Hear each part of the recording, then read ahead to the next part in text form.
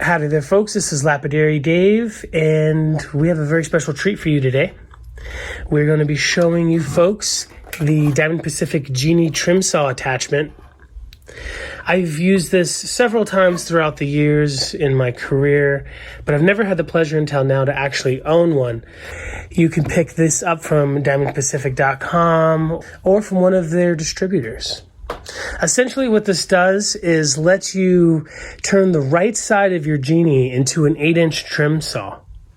I really like the Diamond Pacific trim saw attachment because it doesn't take oil, which is really cool, keeps you from getting greasy.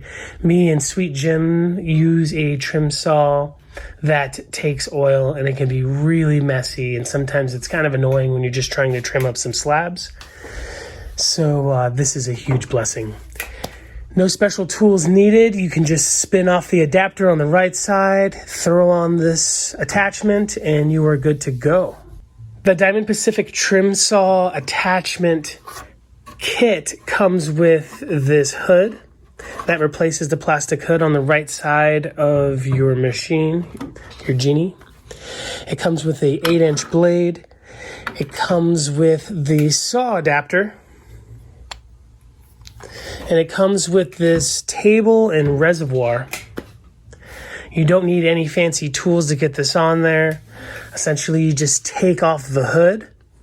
Then you would spin off the right side adapter like you would if you were swapping out wheels. Then you put the reservoir and the saw adapter in at the same time because it can be a little difficult to get them on and off separately. But it's still pretty easy and super fast nonetheless. So that's how you get the saw adapter on. What we're gonna do now is remove this tray, and we're gonna put 5 pints of water in it. If you folks use the WaterAid, this would be the time to put in your WaterAid. It says 6 drops per pint, so 30 drops. You don't wanna overfill this, and you definitely do not want to underfill it. I would say make sure that you have about that much of the saw blade submerged in water. Then, of course, you're going to want to place the tray or the table back in. One other thing you might want to point out, Dave, is the fit when you install the hood. This piece goes into this section here like so.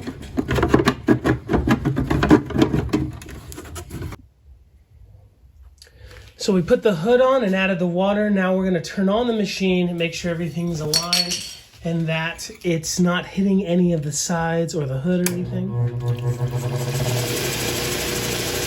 Nice. Purring. Super quiet. So this machine is a trim saw. It's not a slab saw. It does have some limitations.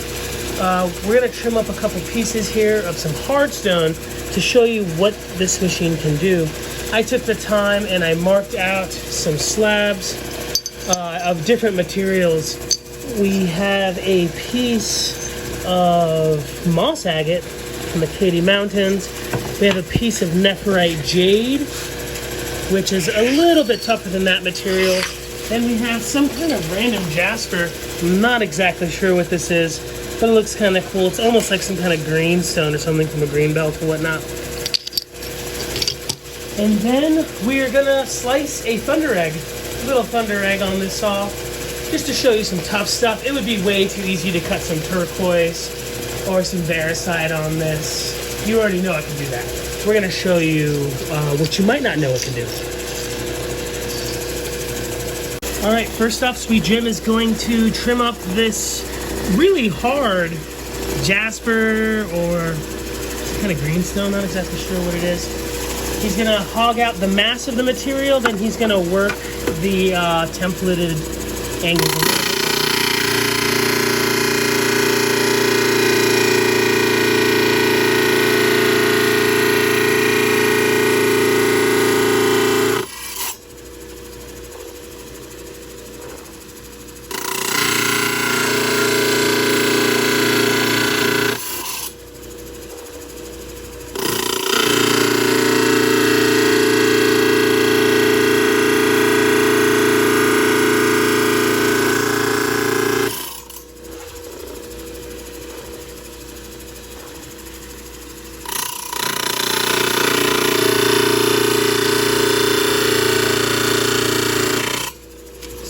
you can tell he's doing some techniques to remove the material. He's not getting too close.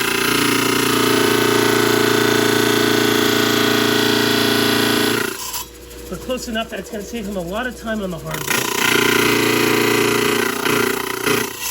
Remember, folks, this is a straight blade. It's not going to cut on corners. So you're going to want to remove as much material as you can in straight angles.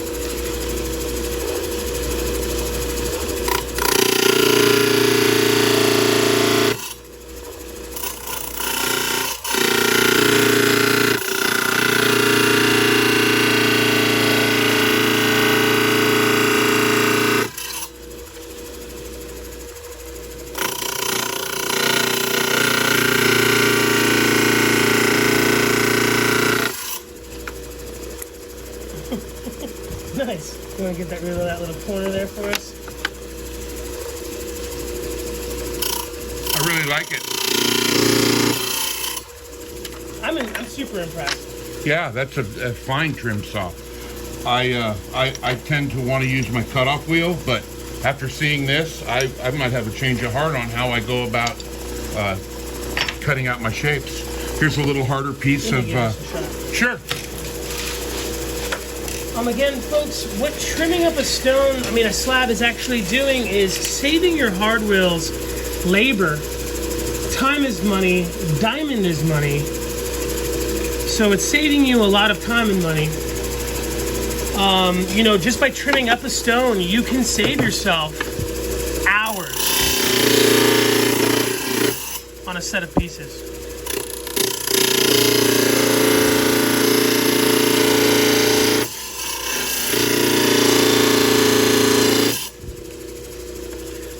Being a kid and using the Diamond Pacific trim saw attachment at the Tucson show for hours and hours and hours.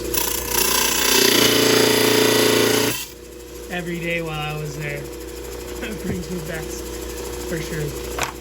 All right, I'm gonna do this Jade. Is that okay with you? Yeah. You do the moss? It's all yours, buddy. All right, so I would say this one was the softest of the three, even though it is rock hard.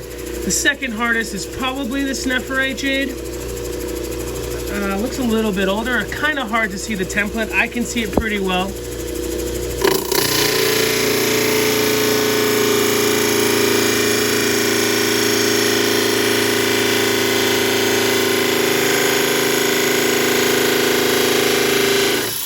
Oh yeah, a lot harder than that first stone.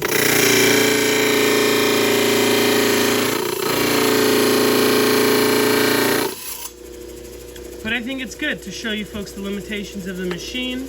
It's taking it really well. It's just taking a little bit longer because it's a lot harder of a material.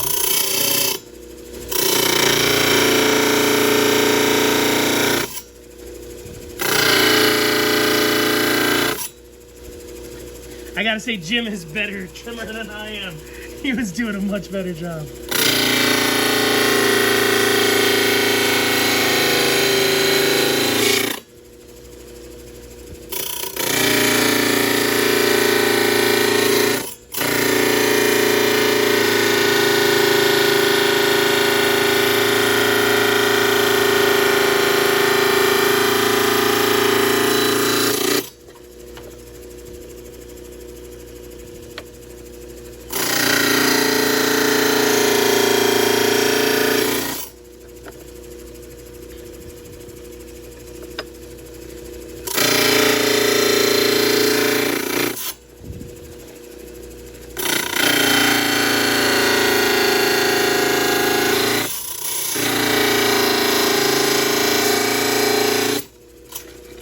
Save all the little pieces for the tumbler.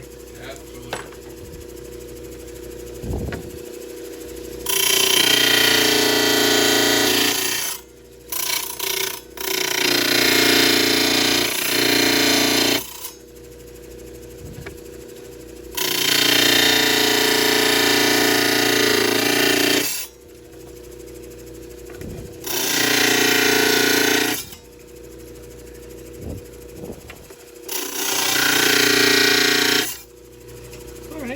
Close for me. I wasn't timing exactly, but a couple minutes or less on both pieces. say that the closer you get to cut, the easier it is going to be to get through the first stages. I'm one of the type of people that don't really like to take it as close to the template as I did here and here, and as Jim did. Jim's been cabbing a lot longer than me, so even though he took it to that end there, he's still gonna get the shape that he templated. He's just cut so many cabs. Yeah, but it was definitely a success. This material is super hard and would have taken me so long to just sit there and melt away the Jade. Some people use like 36 grit reels if they don't have saws and stuff, and I don't know. I had fun. I'm not gonna have all the fun. I'm gonna let Jim come in here and do this piece of moss. Good shape. Remember, folks, a good shape can sell faster than the same material larger that is a less desirable shape. But that's a topic for another video.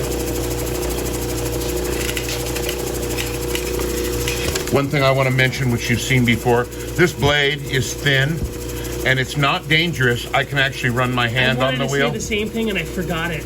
But here's the thing, okay. Anything that thin spinning at 1750 RPM with pressure will cut you. Yeah, if I was to punch this or slip into it, it'll burn you and cut you. But in reality, if you can run your finger on it, it's not burning me. It's not, oh, it's cleaning my hands. There we go, hand cleaner. And I'll show you, folks. The only thing it's really, you gotta worry about is your finger now. It will dig into the nail right there. Yeah, there it is. So be aware of where your hands are. Sorry about that. All right, here we go. So be aware where your hands are when you are using lapidary grinders and lapidary saws at all times. And remember, I have glasses on, but you wanna run safety glasses. Always. And hearing protection's probably not necessary, but definitely eye protection is good to go.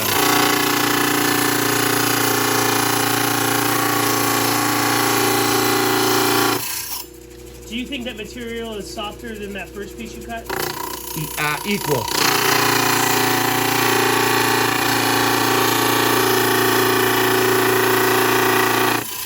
Man, either you're putting pressure on it or that Jade was the hardest of the two. Yeah, very light pressure. I mean, I'm barely.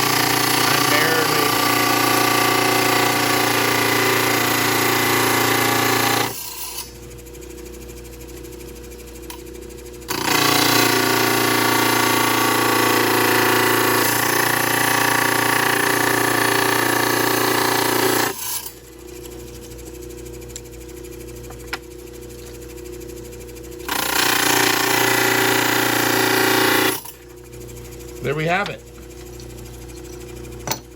You can get rid of that corner. Sure, you can do a little thing.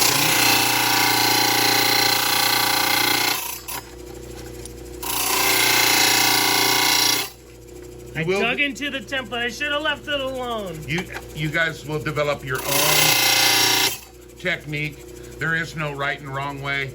You just want to stay outside of the line or right on the line if that's what you want.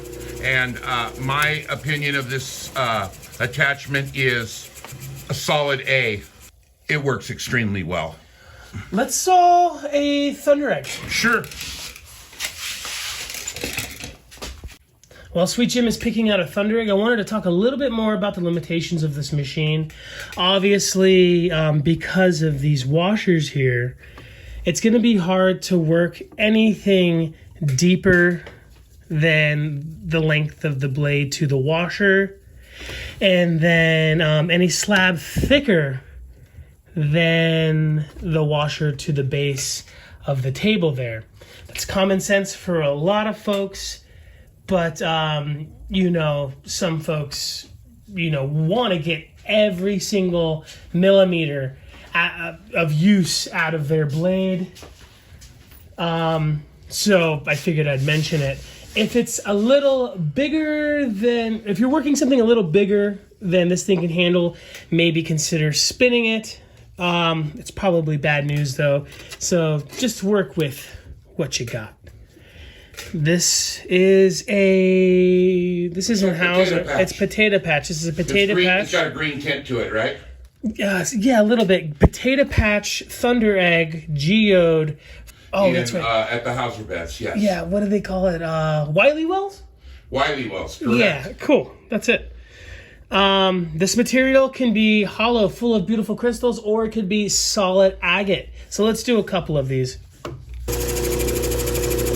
Where to cut. Jim has probably cut thousands of these, so he can read the stone a little bit better than me, but I'm going to go ahead and cut it this way.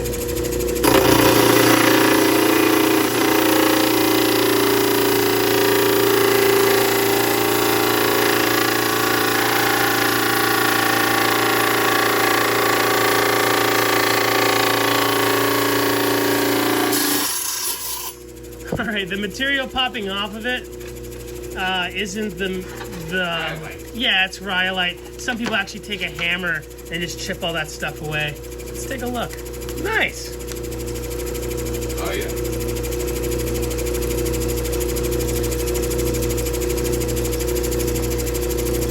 Super cool. And it chopped right through that like a knife through butter. You know, I didn't even pay attention to how fast it Yeah, it how was fast it worked. about 5 seconds. I was having fun. Let's do another one.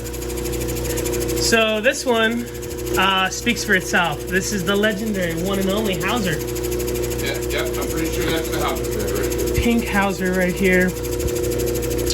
I'm gonna saw it from the tip there downwards.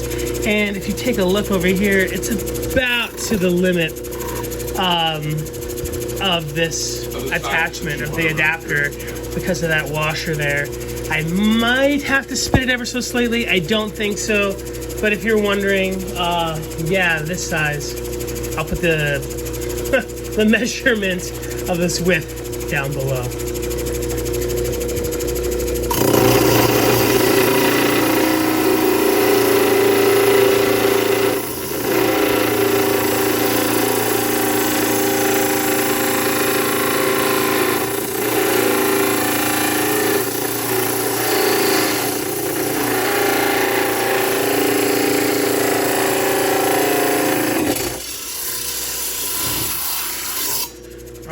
It took it all the way to the limit, but it did end up cutting this without having to spin it.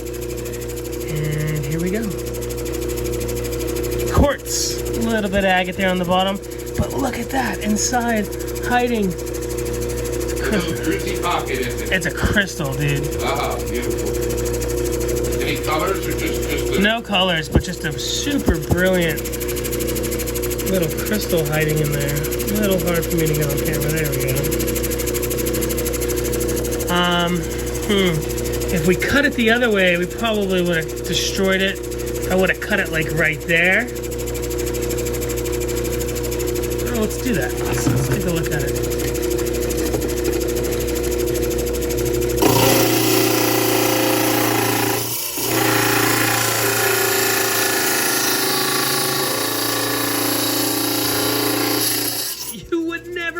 To a thunder egg, by the way. Well, unless you wanted a quarter thunder egg, yeah. Yeah, there she is. That's all really impressive for, you know, an attachment that comes with your cabinet. Yeah, dude, the Genie motor is crunking. Yeah. This is the new G2. If you bought a new machine, this is what they would send you. Yeah. But this attachment still, to this day, fits on a machine like this. What year is this? Like 83? 83 or 85, I forget. Mid-80s. So if you have a mid-80s Genie, and you didn't already know, the saw attachment can go right on there. It can. If you have two Genies, you can set one up with the saw and some carving attachments on the side, or some hard wheels. You can use them, or you can have your fine polishing wheels on one side, and you can use both of your Genies to the most of their potential. So that's the Diamond Pacific Genie trim saw attachment. Me and Sweet Jim love it. You love it? I do. I think it's a great product. I think it's in the $400 range, $450 retail. Don't quote me on that, but for a overall package, it really shines.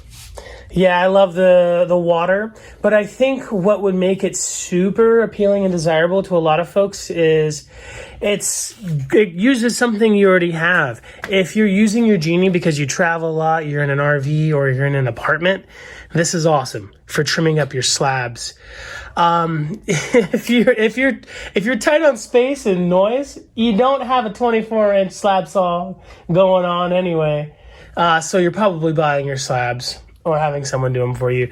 And this is perfect for your apartment or your RV. If you're doing gem shows and you don't have, and you have a 10 by 10 or you have a 20 by 20 and you're doing a trade show or doing a craft show, this is perfect. I used to lug around little 6-inch saws, and that's super annoying.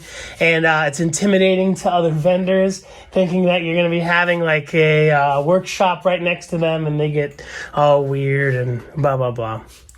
No extra plug. None of that. I love it. Yeah, check it out. Thumbs up from Sweet Jim. 2 thumbs up. Thank you, folks. 4 thumbs up. Yeah. Remember, safety first. Wear safety goggles anytime you are sawing. Wear safety goggles when you're working your lapidary machine. It comes with the machine. Use them. Little particles can fly up and get you at any time, even on softer materials. If you have any questions, feel free to message me at any time, or Diamond Pacific at any time. They're super duper helpful. If you want to see any other videos of this machine doing anything in particular, go ahead and message me or Diamond Pacific. We can help you out with that. Make sure to like and subscribe if you haven't done so already, especially through the Diamond Pacific YouTube page. Can't think of anything else. Until next time, my friends, thank you so much for watching. I love you, and I'll see you soon.